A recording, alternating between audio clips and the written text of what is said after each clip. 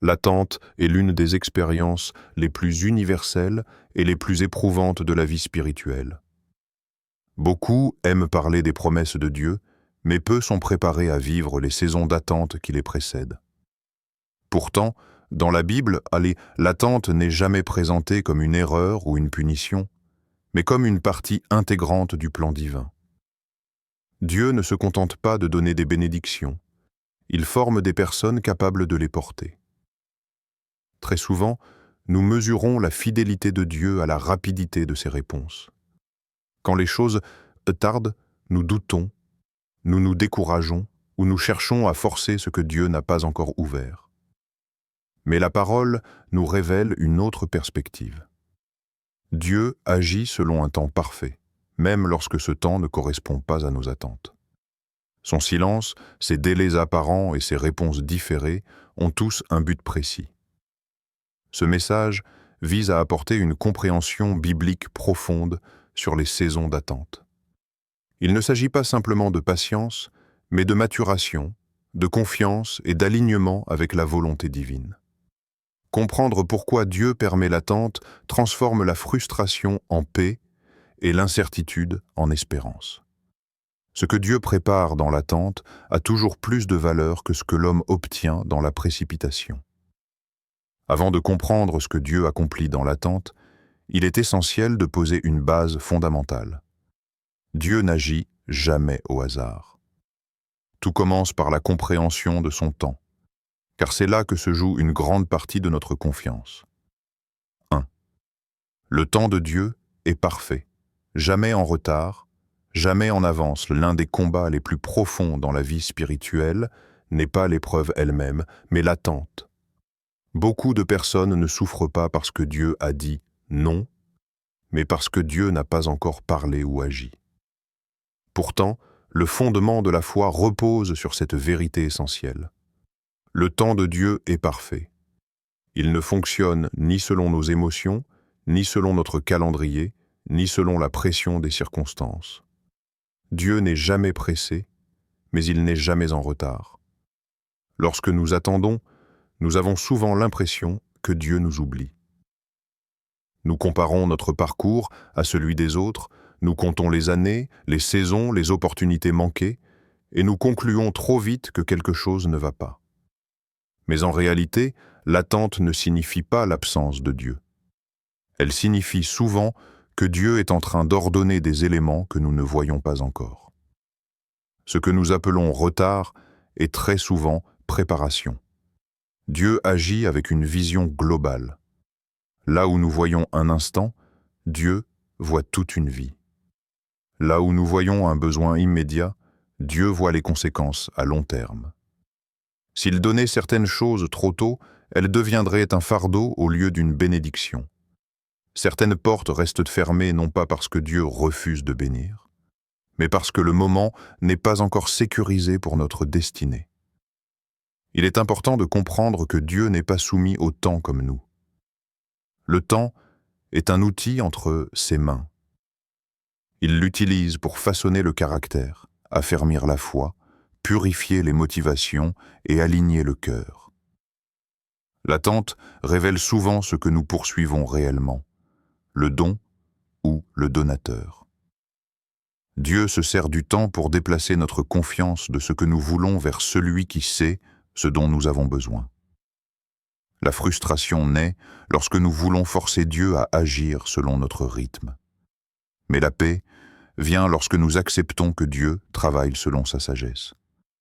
Faire confiance au temps de Dieu, ce n'est pas rester passif, c'est rester fidèle. C'est continuer à obéir, à marcher, à croire, même quand rien ne semble bouger extérieurement. Le temps de Dieu n'annule jamais ses promesses, il les protège. La Bible nous dit dans Ecclésiaste 3:11, « Il fait toute chose belle en son temps ». Ce verset ne dit pas que toute chose est belle immédiatement, mais qu'elle le devient au moment choisi par Dieu. Ce qui est laid aujourd'hui peut devenir glorieux demain. Ce qui semble vide maintenant peut devenir abondant plus tard.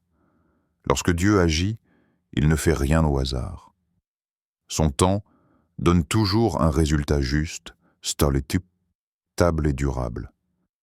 Attendre le temps de Dieu, c'est accepter que sa sagesse dépasse notre compréhension.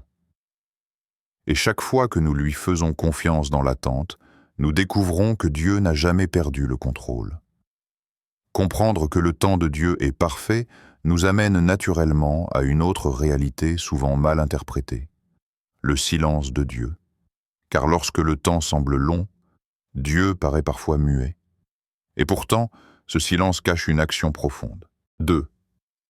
Le silence de Dieu n'est jamais une absence, mais une action invisible. L'un des moments les plus difficiles dans la vie spirituelle est lorsque Dieu semble silencieux. Il n'y a pas de signe clair, pas de réponse immédiate, pas de changement visible. Ce silence est souvent interprété comme un rejet, un abandon ou une indifférence divine. Pourtant, dans la perspective biblique, le silence de Dieu est rarement synonyme d'inaction. Bien au contraire, il est très souvent le signe que Dieu travaille d'une manière plus profonde que ce que l'on peut percevoir. Dieu agit fréquemment dans l'invisible avant de manifester le visible. Ce principe est fondamental. Lorsque Dieu se tait, il est souvent en train d'aligner des circonstances, de déplacer des personnes, de fermer certaines portes et d'en préparer d'autres. Le silence n'est pas un vide, c'est une phase stratégique. Dieu sait que s'il expliquait tout à l'avance, nous risquerions de perdre confiance, de vouloir contrôler le processus ou de fuir la formation nécessaire. Il arrive aussi, que Dieu utilise le silence pour provoquer un mouvement intérieur. Tant que certaines situations restent confortables, beaucoup ne changent pas. C'est pourquoi Dieu permet parfois des portes fermées, des blocages ou des attentes prolongées. Ce n'est pas pour punir, mais pour pousser à grandir, à mûrir et à dépendre davantage de lui plutôt que des circonstances. Le silence de Dieu révèle également la qualité de notre foi. Une foi qui dépend uniquement des réponses rapides est fragile. Mais une foi qui tient même sans explication devient solide. Dieu ne veut pas seulement que nous croyions quand il parle, mais aussi que nous lui fassions confiance quand il se tait. C'est dans ces moments que la relation devient authentique et profonde. Beaucoup abandonnent précisément là où Dieu est le plus proche. Ils confondent le silence avec l'absence et quittent le processus juste avant la manifestation. Pourtant, ce que Dieu prépare pendant le silence dépasse souvent ce que nous aurions pu imaginer. Le silence est parfois la dernière étape avant une percée majeure. La Bible nous dit dans Psaume 46, verset 11, « Arrêtez et sachez que je suis Dieu ». Ce verset montre que le silence n'est pas une invitation à la peur, mais à la confiance. S'arrêter, c'est reconnaître que Dieu agit même quand nous ne voyons rien. Savoir qu'il est Dieu, c'est accepter qu'il maîtrise ce que nous ne comprenons pas encore. Si le silence de Dieu n'est pas une absence, il est alors nécessaire de comprendre comment Dieu répond réellement. Toutes les prières ne reçoivent pas la même réponse, et chacune d'elles joue un rôle précis dans le plan divin. Dieu répond aux prières de différentes manières, et chacune a un but. Beaucoup de personnes pensent que Dieu répond aux prières uniquement par un « oui » immédiat. Pourtant, la Bible et l'expérience spirituelle montrent que Dieu répond de plusieurs façons, et chacune de ces réponses est guidée par son amour et sa sagesse. Comprendre cela change profondément notre manière de vivre l'attente et la déception. La première réponse de Dieu est le « oui ». Lorsqu'il dit « oui », il accorde ce que nous demandons parce que cela correspond à sa volonté et à notre capacité actuelle. Mais même dans le « oui », Dieu agit avec précision. Ce qu'il donne est toujours adapté au moment et au but qu'il poursuit. La deuxième réponse est le « non ». Cette réponse est souvent la plus difficile à accepter, car elle heurte nos désirs. Pourtant, le nom de Dieu n'est jamais une punition arbitraire. Très souvent, il protège. Il empêche une relation destructrice, une décision prématurée ou une direction qui aurait causé plus de douleur que de bénédiction. Le non de Dieu est parfois une preuve d'amour plus grande qu'un oui. La troisième réponse est le pas encore. C'est celle qui met le plus notre patience à l'épreuve. Dieu ne refuse pas, mais il attend que le moment soit pleinement mûr. Dans ce temps, il travaille sur notre caractère, notre discernement et notre dépendance à lui. Le pas. Le pas encore prépare une bénédiction plus stable et plus durable que ce que nous avions imaginé. Le problème survient lorsque nous interprétons le « pas encore » comme un rejet. Cela nous pousse à forcer les choses, à prendre des raccourcis ou à agir sans Dieu. Pourtant, chaque fois que Dieu tarde, c'est parce qu'il voit ce que nous ne voyons pas encore.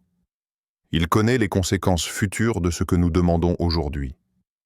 La Bible nous dit dans 1 Jean 5, 14 « Si nous demandons quelque chose selon sa volonté, il nous écoute. » Ce verset ne promet pas une réponse immédiate selon notre désir, mais une réponse alignée sur la volonté parfaite de Dieu.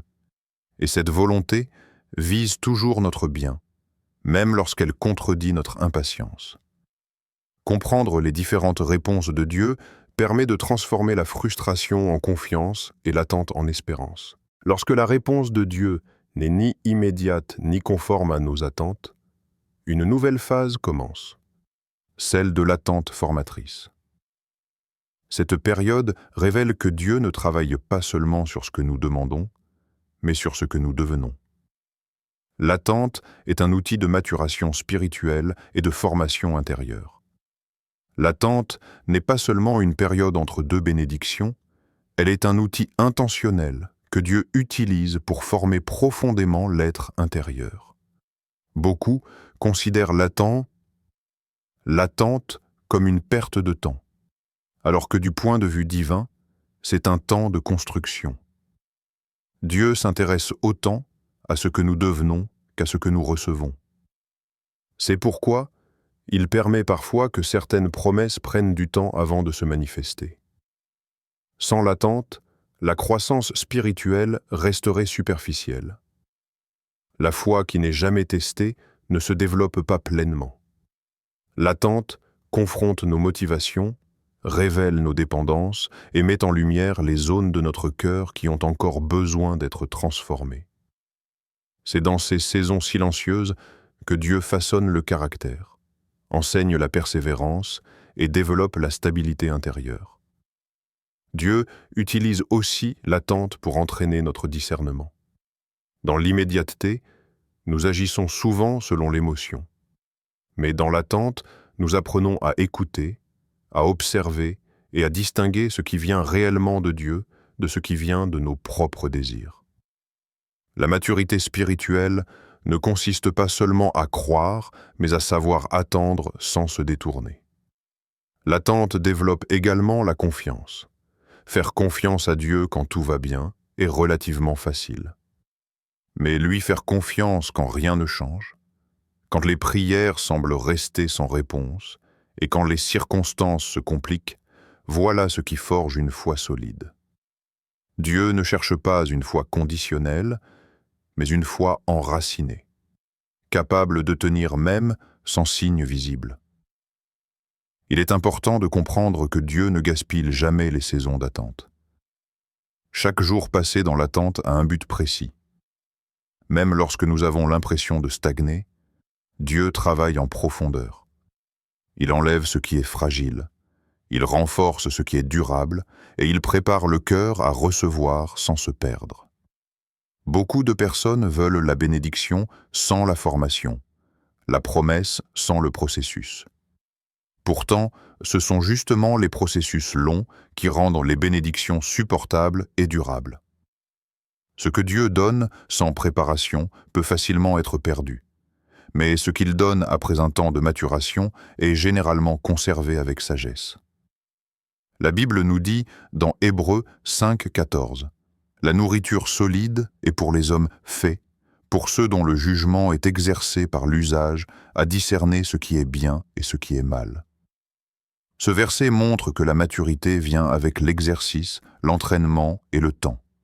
L'attente est l'un des moyens par lesquels Dieu entraîne le croyant à devenir spirituellement adulte. Ainsi, l'attente n'est pas une punition, mais une préparation. Elle ne diminue pas la promesse, elle la sécurise. Celui qui accepte d'être formé dans l'attente est prêt à porter ce que Dieu s'apprête à lui confier. Une fois le cœur formé et la foi affermie, une vérité demeure immuable. Dieu reste fidèle à ses promesses. La maturation intérieure prépare toujours le terrain pour un accomplissement sûr et durable. 5. Dieu accomplit toujours ses promesses au moment approuvé, jamais au hasard. L'une des vérités les plus rassurantes de la foi biblique est que Dieu n'oublie jamais ce qu'il a promis. Contrairement à l'homme, Dieu ne se contredit pas et ne revient pas sur sa parole. Cependant, ce qui crée souvent la confusion chez le croyant, ce n'est pas la promesse elle-même, mais le moment de son accomplissement. Dieu agit toujours à l'heure qu'il a lui-même fixée, et non selon la pression humaine ou l'urgence émotionnelle. Les promesses de Dieu sont souvent liées à un processus. Ce processus peut durer des mois, des années, voire des générations. Cela ne signifie pas que Dieu retarde volontairement par plaisir, mais qu'il travaille avec une vision beaucoup plus large. Là où l'homme pense en termes d'immédiateté, Dieu pense en termes d'impact durable. Lorsqu'il accomplit une promesse, il s'assure qu'elle s'inscrive dans un plan cohérent et bénéfique à long terme. Dieu accomplit ses promesses de manière précise. Il ne les exécute ni partiellement ni de façon désordonnée. Ce qu'il fait correspond toujours à ce qu'il a déclaré, même si la forme finale dépasse parfois nos attentes ou diffère de notre imagination initiale. Le danger pour beaucoup est de fixer un scénario précis et de s'attacher davantage à la manière qu'à la promesse elle-même. Or, Dieu reste souverain sur le comment, le quand et le pourquoi. Un autre aspect essentiel est que Dieu ne travaille pas seulement à l'échelle individuelle. Très souvent, une promesse dépasse la personne qui la reçoit. Elle touche une famille, une descendance, une communauté, voire une génération entière. C'est pourquoi certaines attentes semblent longues. Dieu prépare bien plus que ce que l'on peut voir dans l'instant présent. La fidélité de Dieu ne dépend ni de nos émotions, ni de nos fluctuations spirituelles. Même lorsque la foi faiblit, Dieu reste fidèle à sa parole. Ce n'est pas notre constance qui garantit l'accomplissement, mais la fidélité de celui qui a parlé. Cela ne signifie pas que la foi est inutile, mais que Dieu agit par grâce et selon sa nature immuable.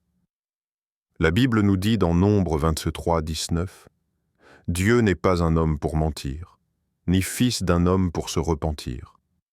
Ce qu'il a dit, ne le fera-t-il pas ?» Ce verset affirme clairement que toute promesse divine porte en elle-même sa réalisation. Le facteur déterminant n'est pas le doute humain, mais la fidélité de Dieu. Ce qu'il a annoncé s'accomplira, exactement comme il l'a décidé. Ainsi, attendre l'accomplissement d'une promesse n'est pas vain.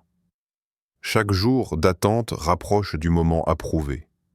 Dieu n'oublie jamais, il n'échoue jamais et il ne se trompe jamais de temps. Lorsqu'il agit, tout s'aligne, et l'attente prend enfin tout son sens.